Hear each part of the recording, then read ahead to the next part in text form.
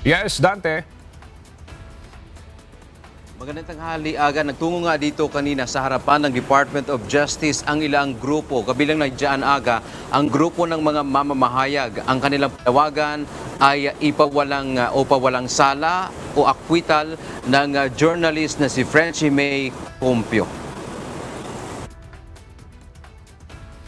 Si Cumpio ay inaresto noong 2020 kaugnay ng terrorism charges at illegal possession of firearms. Bukas ay inaasahan ang promulgation o pagbababa ng hatol kay Cumpio ng korte sa Tacloban Regional Trial Court.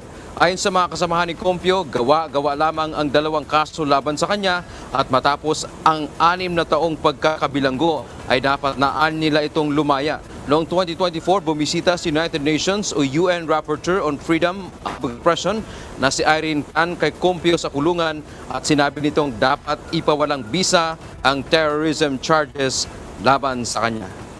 Aga, ang katwiran nga nitong mga kasamahan ni Cumpio ay freedom of the press o freedom of expression ang ginawa nitong akusado, kaya dapat lamang siyang palayain dahil wala naman siyang naging paglabag. Kaya naman dito sila nagtungo sa tanggapan ng Department of Justice sapagkat ang DOJ ang naging prosecution dito sa ang kaso laban kay Cumpio. Yaman ang ating update mula dito sa DOJ. Balik sa iyo, Aga.